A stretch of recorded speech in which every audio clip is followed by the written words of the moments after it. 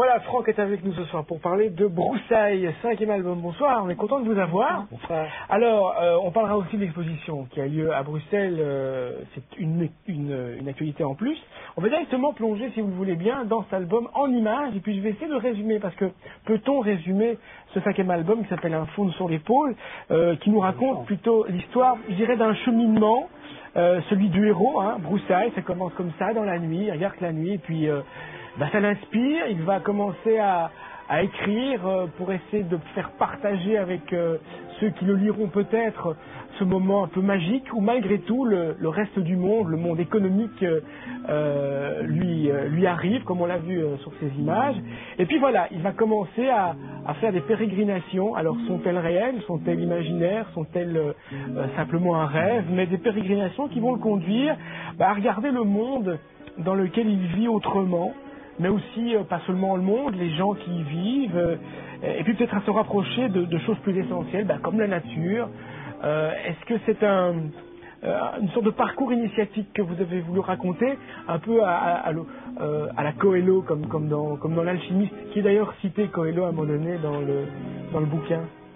Je ne sais pas si c'est un parcours initiatique. Toute histoire peut être initiatique si on veut, puisque le héros part d'un point puis il va se transformer sur le chemin. Mais moi, ce que j'avais voulu faire en mettant en scène Broussailles avec ces moments précieux au début de l'album, et puis après dans la deuxième moitié, quand il rencontre le faune. Qu'on voit ici, voilà le faune. Voilà le faune, qui est un personnage très particulier. Hein. C'est d'essayer d'avoir un regard un peu, si possible, pertinent sur toutes ces crises qui sont autour de nous en permanence et dans lesquelles on ne voit plus très clair, parce qu'on entend tout et son contraire, et on est tout le temps scandalisé en fait quand on écoute les nouvelles, mais à partir de où se situer pour voir clair. Il vous semble de plus en plus, Broussailles, quand il dit, d'ailleurs on l'a vu je pense, le phylactère, le monde est devenu imbuvable, dit-il. Est-ce que cet album est né un petit peu d'un coup de colère, d'un ras-le-bol, quoi? Oui, mais mon ras-le-bol n'est pas original du tout. Je veux dire, je ne suis pas particulièrement un homme en colère dans la vie. Je ne suis pas un râleur, je ne suis pas même un anarchiste. Simplement, je vois le monde qui change autour de moi, comme tout le monde. Et donc j'essaye, dans la mesure de mes moyens à moi, de pauvre dessinateur de bande dessinée qui s'adresse au grand public, d'apporter peut-être ma petite graine, mon petit regard particulier. Et pour ça, ils m'aident bien. À un moment, vous en avez eu ras-le-bol de la ville, vous avez quitté Broussailles. Oui, mais ça a été un hasard. Par rapport à l'histoire du faune, ça a bien marché ensemble, mais ça a été un hasard. C'est quand même une coïncidence, parce que Broussailles, dans ses pérégrinations, il quitte aussi la ville. Il va plus dans la nature. Et c'est une démarche que vous avez de plus en plus avant de quitter complètement la ville? Non, en fait, Broussailles est lié par définition à la nature et aux animaux. Donc c'est un citadin fondamentalement, mais il va se ressourcer sans arrêt dans la nature, qui est en fait quand même notre mère à tous. Je veux dire, il n'y a pas d'élément plus qui peut nous situer plus que la nature d'où on vient quand même. Alors ce faune, parlons-en, parce qu'il ne va pas rencontrer que le faune, il rencontre aussi, il parle avec des arbres aussi, à un moment donné. Là il y a un petit truc.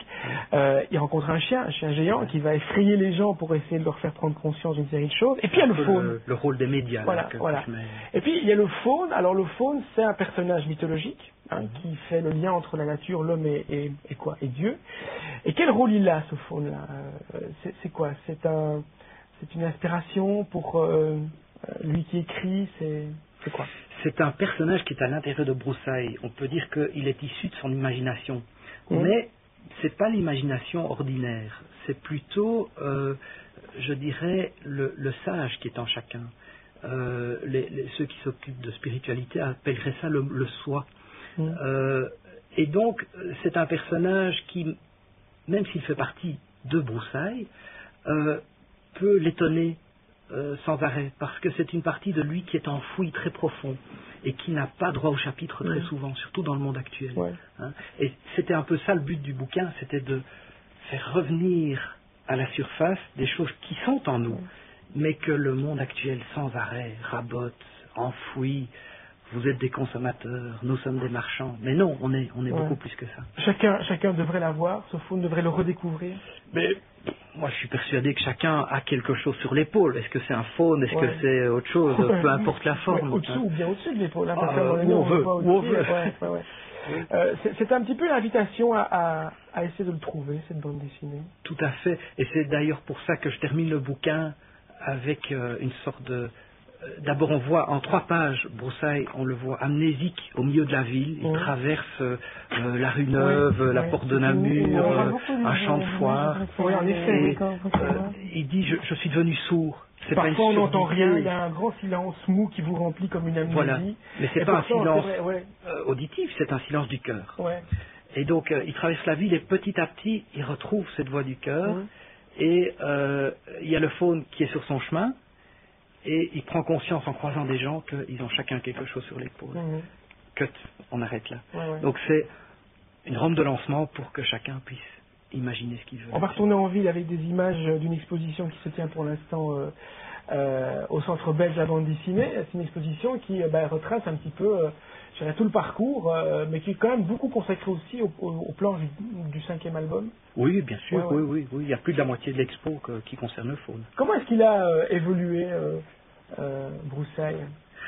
D'abord, graphiquement, il a évolué d'un personnage... Qui a quel âge? Bien une quinzaine d'années, au moins. Donc, moi, je suis issu de la bonne BD belge, franco-belge. Mon maître, c'était Franquin. Donc, au début, il avait un petit nez rond, des grands pieds. Hein, et puis après, il a évolué quand même vers un peu plus de réalisme. Mais dans le propos, il est passé d'un doux rêveur, je dirais, quelqu'un qui a beaucoup d'imagination, vers quelqu'un, un adolescent qui est beaucoup plus concerné par le monde et qui fait attention. Donc je dirais qu'il grandit intérieurement, mais ça restera un adolescent tout le temps pour le lecteur. Alors c'est vrai qu'on parle de faune, on parle aussi de l'importance du livre dans cette bande dessinée, dans ce 5e épisode. On a l'impression que on ne comprend pas bien Broussailles, que ses copains, qu'il considère comme une espèce de philosophe, l'imaginent ouvert sur la religion, alors que lui, c'est la spiritualité qui l'intéresse, pas la religion. Et au lendemain des élections, on a l'impression qu'il y a eu un problème de communication aussi au niveau des écologistes. Est-ce que vous avez l'impression que ce genre de personnage, en fin de compte, qui essaie de revenir à des choses essentielles, se font mal comprendre? C'était probablement le cas des écologistes ici dans le... Ils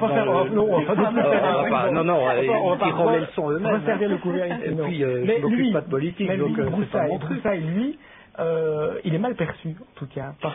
Disons qu'il est obligé de se situer. Parce que dans le monde actuel, comme on disait, un personnage comme le faune, il est plutôt évincé, on ne le comprend pas bien. Et... oui, si on rentre dans une grande librairie, on va au rayon spiritualité, ça regorge de bouquins. On peut lire vraiment absolument toutes les traditions spirituelles qu'on veut. On a accès au bouddhisme, au christianisme bien sûr, mais avec des critiques et tout. C'est très intéressant. Et en même temps, on peut passer au rayon à côté économie, et là, on est dans un tout autre monde. C'est comme s'il n'y avait que le dogme au centre. Il faut être marchand, il faut vendre, il faut acheter. Il faut développer, il faut la croissance. La croissance développée, ça veut dire quoi? Changeant de rayon. Et voilà, c'est un peu ce changement de rayon que j'essaie de faire. En même temps, c'est vrai qu'au niveau même, je dirais, au sein même de cette notion de spiritualité, lui, il est mal perçu parce même son prof dit c'est pas un cours de religion ici, alors que lui parle de philosophie en fin de compte. C'est très intéressant. Pendant que le faune paraissait dans Spirou, il est prépublié chaque semaine. J'avais des mails de petits jeunes alors des banlieues parisiennes très hard, qui écrivent comme ils parlent. Enfin, c'était vraiment super la BD du faune. Mais enfin, à un moment, tu critiques le fast-food. Pourtant, c'est bon le fast-food, qu'est-ce que tu lui reproches? Et c'est engagé un dialogue où on a parlé de malbouffe, et petit à petit, on sent que ces idées font leur chemin, mais ça ne se fait pas tout seul. Je veux dire, quand on se balade dans la rue, quand on regarde les médias, on regarde la télé, les journaux et tout, même les divertissements, c'est quand même d'autres valeurs qui sont mises en avant continuellement. Il y a un combat là, il y a quelque chose qui doit se passer. Un dernier mot, l'homme est homocentrique, hein, comme il le dit. L'homme écrit de plus en plus d'histoires.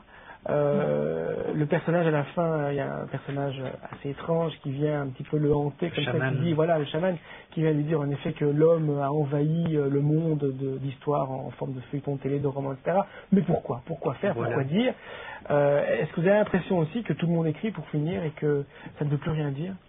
Mais c'est un peu le canal de l'ego de chacun qui veut exploser. Il n'y a plus rien d'universel. Mais alors on perd la dimension supérieure qui est plus universelle effectivement. Et des histoires, ça aide quand même à voir clair. Et j'ai l'impression que beaucoup de mômes se mettent devant la télé ou la toile pour oublier. Pour se divertir. Ah, tu fais de la BD, ah super, j'ouvre un album et je pars ailleurs pendant une demi-heure. Ça me fait pas plaisir, moi, parce que partir ailleurs, c'est pas ce que je veux faire avec mes bouquins. Et quand on dit Broussailles héros rêveur, ça me fait pas plaisir non plus, parce qu'avec le rêve, il y a une dérive. Et moi, je dirais plutôt héros intérieur. Hein. Spirituel. Oui, mais là c'est un grand mot, il faut faire très gaffe parce que... Dans tous les sens. Donc on fait l'album, je vous montre encore, voilà, et puis on remontrera tout à l'heure encore.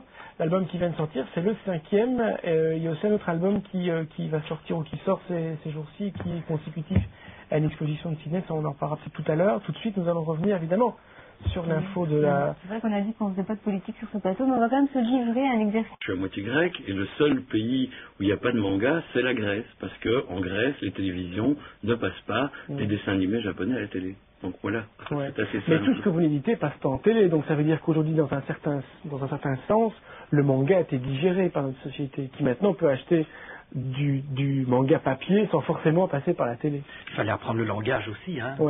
C'est très différent de lire un manga qu'une bande dessinée européenne. Vous êtes client, vous, Franck? Moi j'ai eu la chance de découvrir les mangas au Japon, c'est quand même un luxe. J'étais à Tokyo, j'étais guidé par un grand spécialiste, on entrait dans les librairies, il me disait ça c'est chouette, ça c'est super, tu dois acheter. Puis j'étais ébloui par tout ce qu'il me racontait, j'ai acheté ça, j'ai rien pu lire dans ma chambre d'hôtel, évidemment, tous les jours en japonais. Et donc, c'est par après, quand il y a eu des traductions, que je suis encore rentré dedans. Mais il faut, paraît-il, moi j'ai vu ça sur le site, parce qu'on va en parler dans quelqu'un sur ce plateau quand son festival a lieu, et c'est vrai qu'il y a aussi maintenant des classiques, de véritables classiques à la fois dans le cinéma, puis en DVD quand ça ressort. Moi j'aimerais savoir si, et là je m'adresse aussi à Franck, est-ce que vous avez l'impression que le manga a un peu influencé, pour pas dire un peu boosté la nouvelle création en bande dessinée? Sur le site, je crois qu'il y a Marini qui à un moment donné parle de l'influence directe ou indirecte que ça peut avoir sur... Il y a des Belges qui font du manga aussi. Ouais, pourquoi pas. Je sais qu'il y a un Français qui était allé s'établir là-bas pour faire du manga, mais c'est pas facile. À mon niveau, dans ma génération, je ne le sens pas tellement, mais ce que je vois, c'est que les éditeurs, avec le chiffre d'affaires de la bande dessinée qui se porte de mieux en mieux, se professionnalisent de plus en plus et retombent un peu, parfois, sur des solutions similaires. Mais j'ai pas l'impression que le langage... j'ai l'impression que les deux traditions avancent côte à côte et nourrissent le public Est-ce qu'il y a parfois aussi une influence inverse? Par exemple, là il y a aussi